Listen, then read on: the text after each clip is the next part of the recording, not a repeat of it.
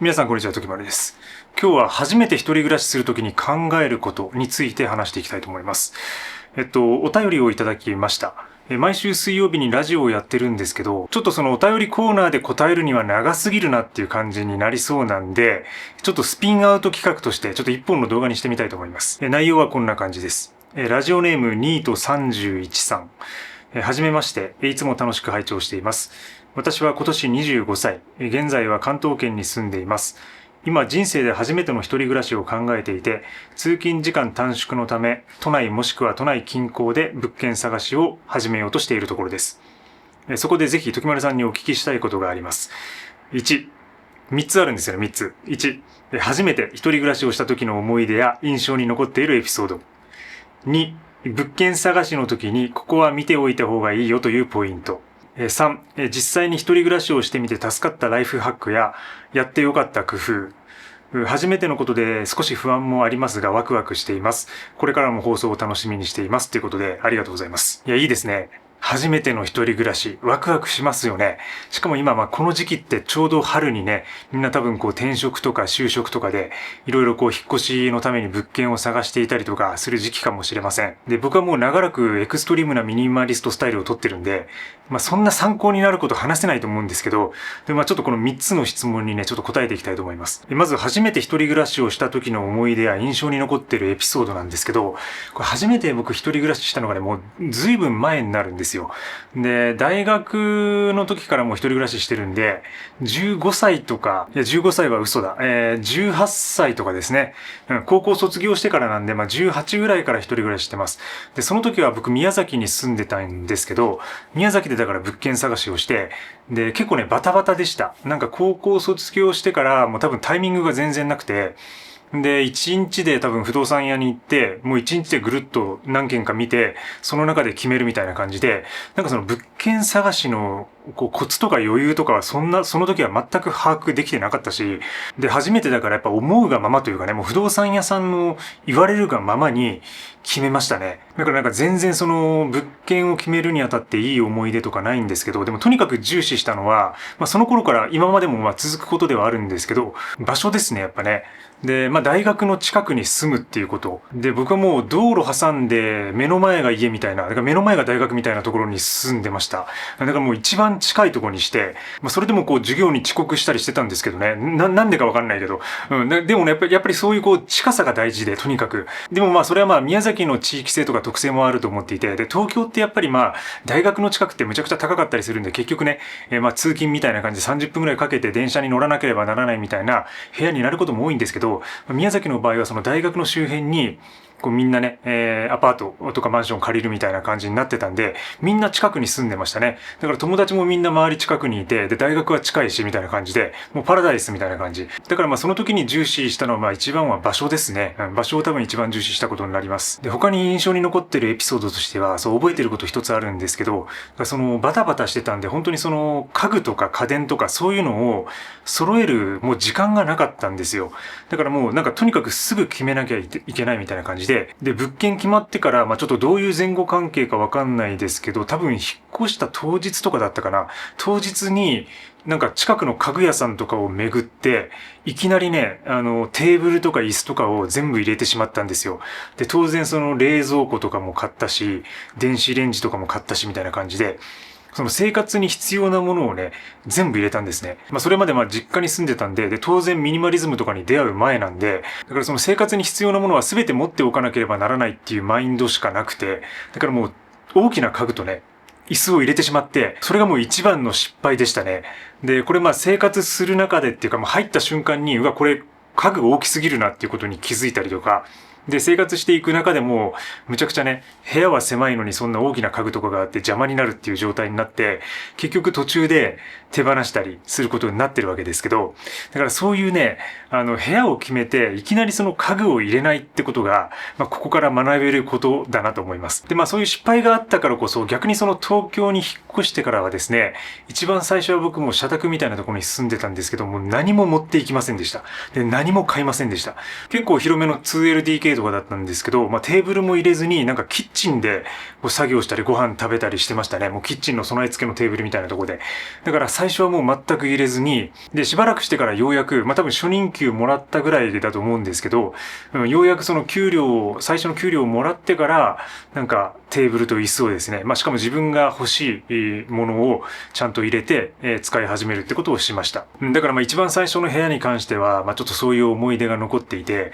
いきなりだから家具とか大きなものを買い揃えないってことですね。これが大事です。はい。で、2番目の物件探しの時にここは見ておいた方がいいよというポイントを教えてくださいってことなんですけど、これはね、たくさんあります。で、あとはその自分の状況によっても変わると思っていて、これだから例えば会社員の人とフリーランスで僕みたいにその家で仕事をする人って全くその家に対する考え方がね変わるんですよ。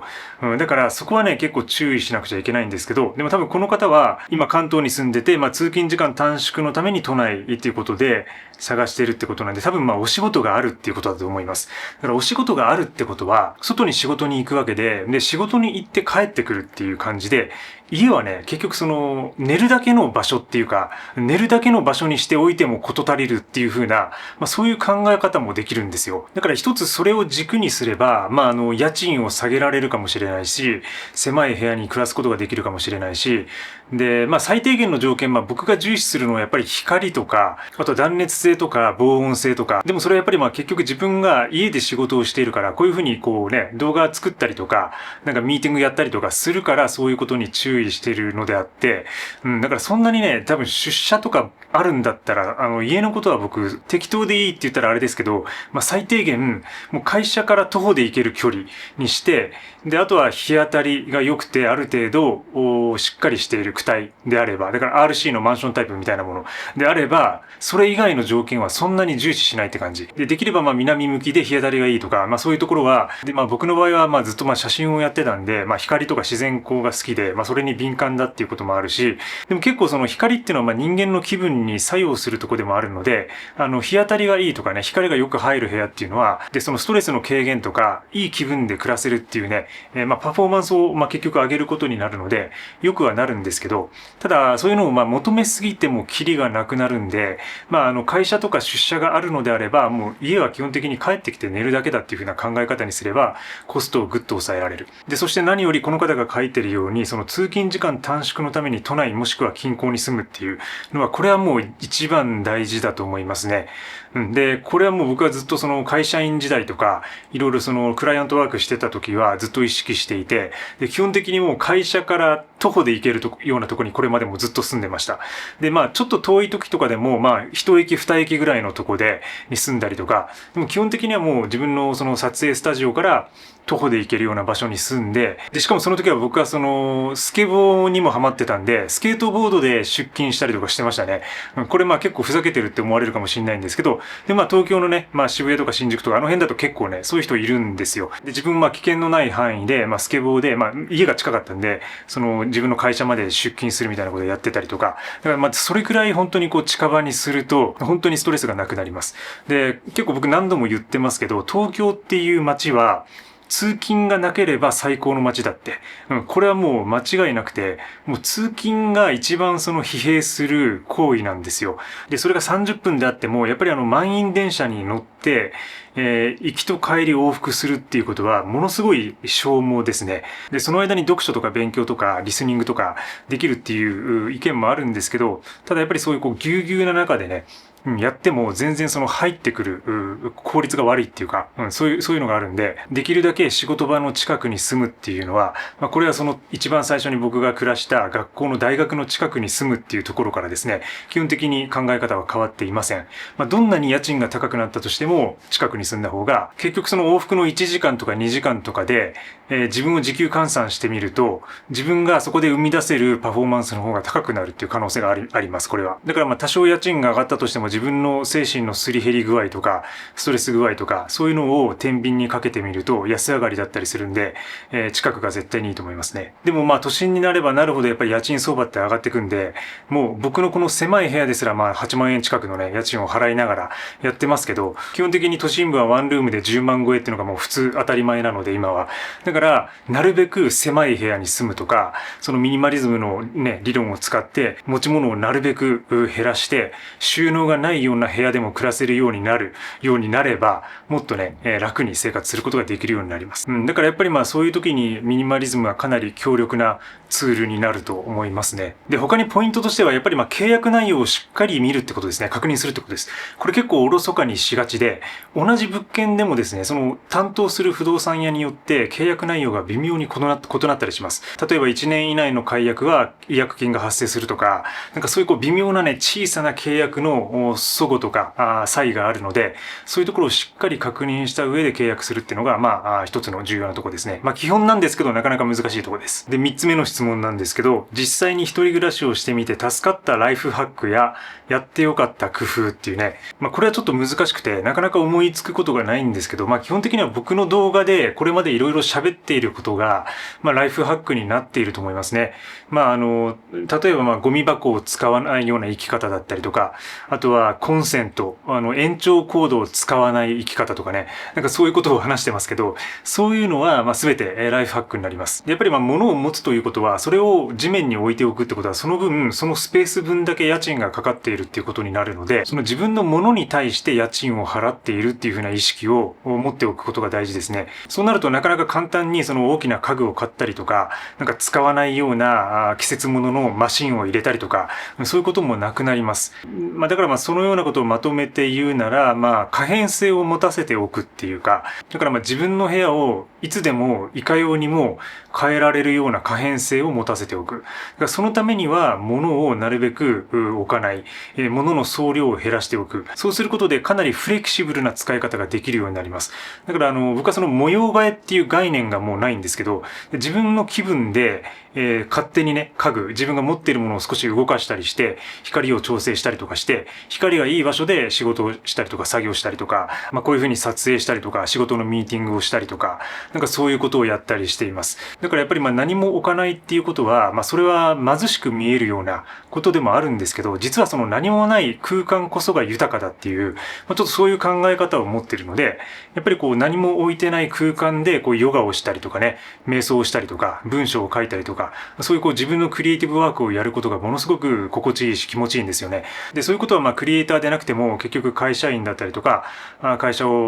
に勤めている方もね、同じだと思っていて、やっぱりまあ物が少ないような状態にしておくと、休みの日にですね、結構まあ自分の創造性が生まれてきたりとか、新しいアイデアが浮かんだりとか、そしてそういうこうストレスの軽減にもなるし、そういうこうストレスの軽減したものを今度自分の仕事に生かすっていう風な、まあそういう風ないい循環が起こってくるので、部屋に置くものをなるべく少なくして可変性を確保しておく。そういうことを心がけています。で、あとはまあライフハックと言えるかわかんないんですけど、やっぱりまあ近くの人にちゃんと挨拶しておくっていうか、そういうところも大事だと思いますね。やっぱりまあ東京ってなかなかその閉じられたマンションでそれぞれの部屋で独立していて、隣に住んでる人が誰だかわかんないっていう状況がね、発生しがちです。特にまあ都心の場合はそうで、でも僕大体その、毎回ね、引っ越ししたら挨拶ちゃんと行くようにしてるんですよ。で、隣に住んでいる人がどういう人かっていうのを把握しておくことができれば、お互いにですね、なんか困った時に助け合うことができたりとか、まあ例えばまあ震災とかね、そういうこう大災害とかでそういうものがまあ起こる可能性がありますけど、そういう時にもですね、やっぱりそのお互い知らないような状態よりも、ある程度この人が住んでいて、まあいつも挨拶してますみたいな感じだと、なんか困った時にお互い助け合うことができるんですよね。だからやっぱりまあそういうところが、物を持ってないからこそ、やっぱりこう重要になってくるというか、まあそういうこう人のネットワークを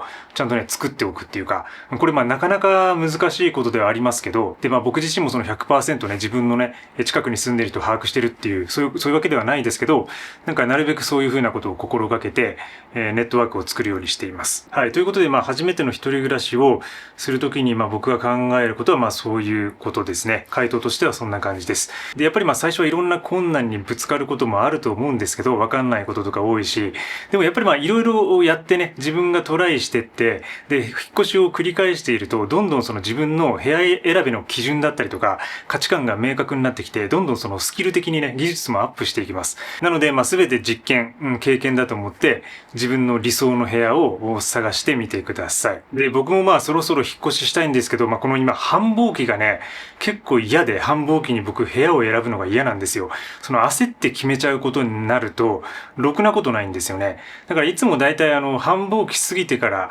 むしろ閑散期に引っ越しをしてるんですけど、でもそうすると今度物件の数が少なくなるっていう問題があったりとかするんで、なかなかね、その部屋選びって、東京に来ても10回近く引っ越ししてますけど、毎回めんどくさいし難しいなって思いますね。もしこの動画を見てる方で凄腕の不動産の方がいたら、僕の部屋選びを助けてくれるっていう方がいたらご連絡ください。今日も最後までご視聴いただきありがとうございます。ぜひチャンネル登録もよろしくお願いします。それではまた次回の放送で。チャオチャオ。